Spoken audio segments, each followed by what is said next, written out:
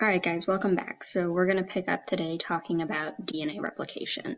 So remember that Watson and Crick were working on this model for the DNA molecule. And one of the things that they had to figure out was the fact that these base pairs specifically paired together in certain patterns. So A always goes with T, C always goes with G.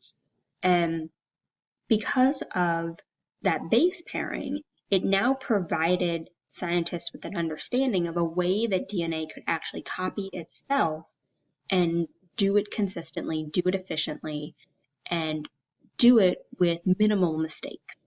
So it provided us with a copying mechanism for our genetic material that we could pass from one generation to the next.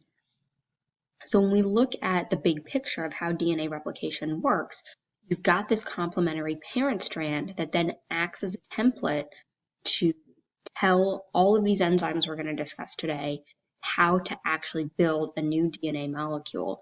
So we end up looking at this semi-conservative model for replication where that original parent strand now acts as the template. We know if there's an A, that means I have to bring in a T. If there's a C, I have to bring in a G. And so that parent molecule, half of it becomes part of the new one while we're newly synthesizing a complementary strand, and it's all on those base pairing rules that this works. Now, where does this fit into the rest of the unit? Well, remember that DNA replication needs to happen in order for us to make new cells. I need those new cells to have the information necessary to be functional and have all the instructions that they need. So we're talking about mitosis, we're talking about meiosis. So really fitting DNA replication into that whole cell cycle, this is happening during interphase, specifically during that S phase. So if the cell passes that G1 checkpoint, everything gets set up and we start prepping for a division, one of the first things your cells are going to do is go through DNA replication. How does it work? Well, first and foremost, when we look at DNA replication, every chromosome, whether it's prokaryotic, in which case it's a big loop, or it's the linear chromosomes that we're dealing with in eukaryotic cells, they all start at an origin of replication. So regardless of what DNA molecule I'm replicating, there will be an origin of replication. When we talk about prokaryotes, whether it's their main chromosome or their plasmids, there is a specific origin of replication. It replicates in a big circle until it loops back on itself. Now, when we get to eukaryotic cells, however, remember we've got to deal with a lot more genetic information in a eukaryotic cell. Prokaryotes have that single main chromosome. They may have a couple of plasmids that are relatively small. So having a single origin of replication in their DNA is not a big deal. For the eukaryotes, on the other hand, lots more information. I mean, you talk about something like our cells, and we've got a total of 46 chromosomes we have to replicate every single time we go to make a new cell. If I were to start at the top of chromosome 1, replicate it, go to chromosome 2, replicate it, go to chromosome 3, replicate it, your cells would take forever to replicate that genetic information. It's inefficient. So what has happened as a result is that those cells actually produce multiple origins of replication along a single chromosome, and they'll do this for all the chromosomes in that particular organism cell, and they'll just replicate and replicate and replicate until those bubbles ultimately link up with each other, and you have the two fully replicated chromosomes. So it helps to speed up our process of replication while still maintaining its efficiency and accuracy. So it's a good way to get those new cells as soon as possible. How does the process actually work? So if we zoom in on one of those origins of replication, you're going to create this replication fork, which is what you're seeing here in this picture. And it's all driven by tons and tons of enzymes, and you need to know what those enzymes are and what their job is. So let's sort of walk through it. So enzyme number 1 that's going to come in is going to be this guy right here named DNA helicase.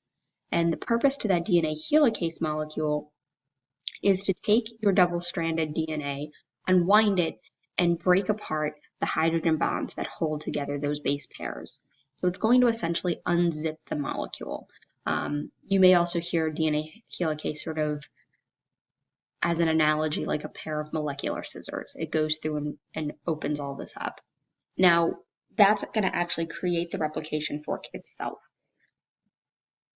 so that we can ultimately use those two parent strands, which in this case are the red colored strands in the picture. Those guys are going to serve as those complementary template strands that we can then build off of. So whatever sequence we're dealing with in that parent strand, we now know to bring in its opposite base pair and ultimately create our two strands from there.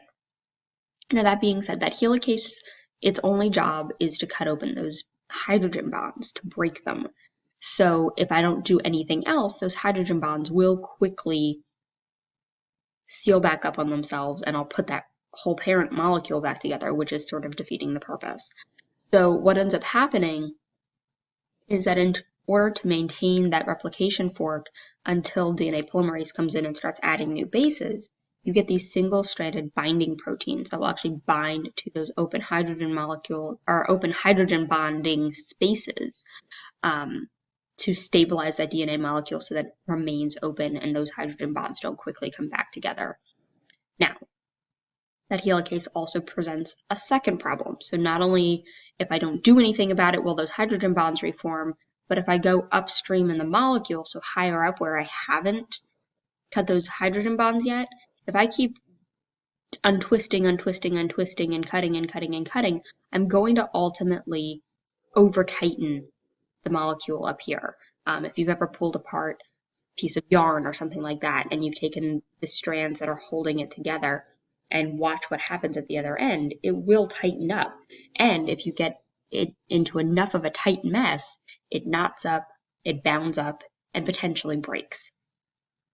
And for a molecule whose job it is to be the entire set of instructions for a functional cell, having that breakage and that damage in your DNA is pretty detrimental. So we've got another enzyme that comes in here to help relax that over-twisting, and that's that topoisomerase. So it's going to come up here and work sort of like helicase in terms of breaking up those hydrogen bonds. But rather than adding those single-stranded binding proteins in the process to keep the hydrogen bonds apart, we're just going to allow those hydrogen bonds to come back together, reseal the parent molecule, because I'm not quite ready to replicate that part of the parent molecule yet. So it's just there to overcorrect that overwinding so I don't end up breaking my DNA molecule in the process. Okay, so once that replication fork is open, I now have to utilize DNA polymerase. There's actually a couple of DNA polymerase molecules involved in this process, but the point of DNA polymerase is to act like your reader. So it's going to go down that template strand and read the bases, and it's all chemical, right? And recognize, okay, so this is an adenine, which means I need a thymine in order to do the correct base pairing. So it's going to add those free nucleotides from our 5' to 3' end. Now remember, 5' means that you have a free phosphate group, 3' means I have a free sugar. So in order to make this work, I need a free sugar so that I can add the phosphate to it. And in fact, DNA polymerase is going to need energy to make this. This is an anabolic process. I'm building something. It's endergonic. I need excess energy. The enzymes are there to help lower the amount of energy that I need, but it doesn't take away the need for energy, period. So what we're really adding when we do this isn't a true nucleotide, right, which would be your base, your sugar, and your phosphate. Instead, it's this thing called a nucleoside triphosphate, which, oh, by the way, looks very similar to ATP because it's energy. So I've got these 3 phosphate bonds in a row, high-powered bonds holding those phosphates together. So as that enzyme comes in and we add that base based on the base pairing and the hydrogen bonding that's going to happen there, one of these phosphates is going to stay as we attach it to that free 3' end, and we'll see our sugar phosphate backbone from there. But also with the help of DNA polymerase and the extra energy by breaking these 2 phosphates off, all right, I have enough energy then to attach that 3rd phosphate to the sugar, and the bonding happens in the backbone here as we would like to happen. So because DNA polymerase can only add in a 5' to 3' direction, meaning that I need that free sugar in order to add that new base, your replication of your two strands gets a little complicated because remember that they run anti-parallel to each other. So one parent strand is going to run from my 3' to 5', right? Free sugar to free phosphate. That parent strand is going to be the template strand for your leading strand. This guy is going to be able to have that free sugar here on the end, just like we need. And so we're going to be able to add continuously. So once my replication fork opens, my leading strand has no problem just replicating as it goes, all right, as that fork opens. But my other strand runs anti-parallel to that. So this parent strand runs 5 to 3, and this is the side that gets complicated because now I can't just add to a free sugar, all right? My parent strand is reversed. So this becomes your lagging strand, and that lagging strand is going to have to get replicated in chunks, which is what you're seeing here. So as that replication fork opens, this DNA polymerase is just riding along doing its thing, but on the lagging strand, we're going to have to start a couple of bases up, do a couple of bases, all right, then as this opens up again, we'll do a couple of bases. As this opens up again, we'll do a couple of bases. And so you end up creating these little fragments, specifically called Okazaki fragments. And Okazaki is the gentleman, obviously, who figured this out. Now that lagging strand, I can go through and I can build those little chunks. It's not a big deal, but I am going to need now another enzyme because what's going to end up happening is I'm going to end up with these breaks. And that's what you're seeing down here. So as I'm building those fragments, I get these breaks between the sugar and phosphate backbone because I can't add them continuously. I don't have the energy necessary to seal up the phosphodiester bond that's missing here. So that's where this enzyme DNA ligase comes in, gives us that last little boost that we need, and allows the sugar and phosphate that's not connected here between the fragments to now actually connect. Now, I mentioned that there's a couple of different DNA polymerases. So your DNA polymerase 3 is truly the DNA polymerase that we talk about when we talk about it, reading across your template strand and adding in those complementary bases, right? Whether it's the leading or the lagging strand. But once again, there's another complication to this process, and that is the fact that DNA polymerase can't add nucleotides to nothing. It needs to be able to attach that phosphate to a sugar. So what do we need to do instead? I need to create this thing called an RNA primer, and that's where yet another enzyme called primase comes in. That primase doesn't need something to attach to in order to bring in the first RNA nucleotide. So every time we go to create a new strand, whether it's the leading strand, in which case I'll only need to do this once, or whether it's an Okazaki fragment and I'm going to need to do it at the beginning of every single fragment, that primase needs to come in, add me a couple of RNA primers, and then my DNA polymerase 3 can add my nucleotides from there. Now, cool, it works. Except this is a DNA molecule, not an RNA one. So, once again, we're presented with another potential problem. So the DNA polymerase 3 will go through, it will add all of your nucleotides, no problem, once the primer's in place. But now I need to get rid of the primer. And that's where DNA polymerase 1 comes in. And so that molecule is going to come in, it's going to excise and remove those RNA primer nucleotides and add in now DNA to replace it, because now I've got places on this side to bind to. Once again, I'm going to end up with a break in the backbone between that where that primer was and the next strand is located, and so DNA ligase will come in one more time and seal up those breaks.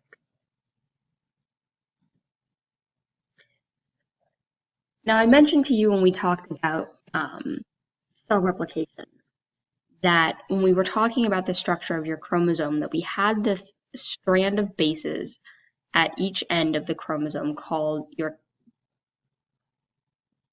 telomere.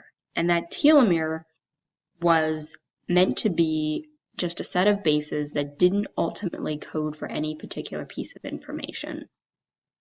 And that it was going to be really important when we got to DNA replication to talk about why those telomeres needed to exist.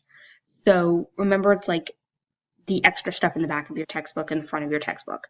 If I were to take out the first page and last page of your text, you're not really missing any vital information. All the chapters are in the middle, the information's still there. We're just taking things like the title page and maybe the last page of your index. The rest of the book still functions. Every time your cells go through DNA replication, we get to the last primer in your lagging strand, and the problem's going to become that DNA polymerase I can come in, we can remove that RNA primer, but although I'm going to be able to add some new bases here, the last couple bases on the end are going to get stuck. I'm not going to be able to add anything to this. I've got nothing to bind to. And so removing that last RNA primer essentially eliminates those last couple of bases on that parent strand. First time through, not a big deal. Next time I do it, though, I'm going to lose a few more. Next time I do it, I'm going to lose a few more. Next time I do it, I'm going to lose a few more. So when we're talking about something like epithelial cells, skin cells, cells that line your digestive tract, for example, these guys constantly are being replaced. They have to be, so they're constantly going through DNA replication in order to make new cells. And so we're continuously losing little bits of information in our DNA molecule. So not having those telomeres there would be hugely detrimental to those cells because we'd be cutting into information that they potentially needed to function. So here's the interesting thing, though. We talk about these telomeres in cells, and we know that over excessive generations of cells, that those telomeres begin to disappear. And so one of the things we think might be a reason why we see more cancers in elderly populations because they're living longer, they're going through more cellular division, and as a result, those telomeres are in fact disappearing, and now they're getting into the point where they're eating into good DNA, eating into information that those cells actually need. And yet there are cells in your body that are capable of replacing those telomeres, but not all your cells in your body do it. So the germ cells that ultimately become your sex cells, they actually have an enzyme called telomerase, and that enzyme will actually lengthen those telomeres in your germ cells so that when we go to make the next generation, that next generation's worth of cells, that baby's worth of cells, doesn't start off with shorter chromosomes from the get-go. If we did that every generation, eventually we'd run out of DNA, period. So one of the things cancer researchers are looking at is there some way to get this telomerase to work in other cells beyond human germ cells? So it'll be interesting to see if in fact they get that to work. Here's a really nice table that sort of summarizes the function of all of these enzymes, what they do, where they work, why they're important. So this is a really good table to study from because you really should have a good understanding as to what all of these enzymes do and why they're there. For those of you who also like visuals, this is a really good picture sort of zoomed in onto that origin of replication, looking at the replication fork and looking at where all of those enzymes and all of those pieces fit together. So this is also a nice image to study from. Cells, like these prokaryotic E. coli cells, replicate themselves quickly and efficiently. Part of the process of asexual reproduction is the ability of cells to make identical copies of their DNA before cell division occurs. Prokaryotic cells that reproduce by binary fission rely on the fast, accurate process of DNA replication to ensure future generations of cells will have the same genetic instructions as the parent cell. The structure of DNA aids in the speed and accuracy of replication. Double-stranded DNA is a polymer of two strands of nucleotides which are hydrogen bonded to each other to form a double helix.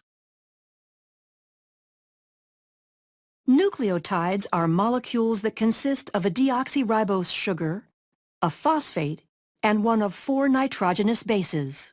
The phosphodiester backbones consist of alternating sugar and phosphate groups. The nitrogenous bases include cytosine, thymine, adenine, and guanine. Cytosine forms 3 hydrogen bonds with guanine, and thymine forms 2 hydrogen bonds with adenine. This is referred to as complementary base pairing. The double helix will have one strand oriented in a 5' to 3' direction relative to the hydroxyl group of the deoxyribose sugar, and the other strand oriented in a 3' to 5' direction.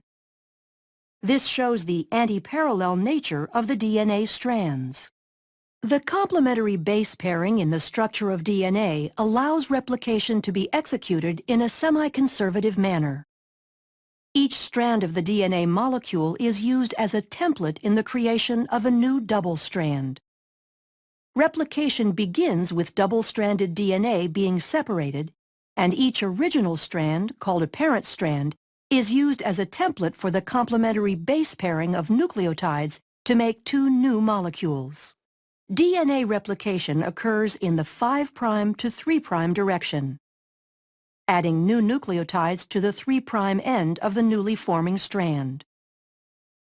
DNA replication will begin at a specific area of the molecule called the origin of replication. The origin of replication denotes the area of active replication called the replication fork. In order to understand how complex eukaryotic organisms replicate DNA, scientists first studied replication in prokaryotic models like E. coli. A number of enzymes are needed for replication to proceed once the replication fork is established. Helicase separates the strands of the double helix, and single-stranded binding proteins stabilize the newly single-stranded regions. DNA gyrase is used to make sure the double-stranded areas outside of the replication fork do not supercoil. Once the replication fork is stable, DNA polymerase catalyzes the addition of new nucleotides to the growing daughter strand. Other proteins, such as beta clamps and the clamp loader, help hold the DNA polymerase in place on the DNA. Short sequences of RNA, called primers, have to be paired to the template strands by the enzyme primase because DNA polymerase cannot begin to add nucleotides without a primer. Replication of both strands occurs at the same time, one using continuous synthesis and the other discontinuous. Continuous synthesis occurs on the 3' to 5' oriented parent strand, referred to as the leading strand. New nucleotides are added to the 3' end, moving continuously toward the expanding replication fork. Discontinuous synthesis occurs on the parent strand that is oriented 5' to 3', called the lagging strand, and is completed in segments called Okazaki fragments. Replication on this strand uses primase to add primers ahead of the 5' end of the lagging strand. DNA polymerase III then adds short sequences of nucleotides, the Okazaki fragments, to the primer, filling in the gap. As the helix is opened further, this process repeats until the entire strand is replicated.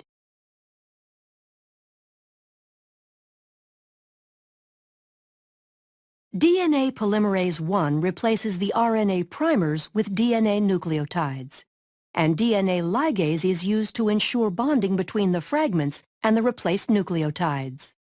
Once both the leading and lagging strands have completed their replication, 2 identical copies of the DNA molecule result.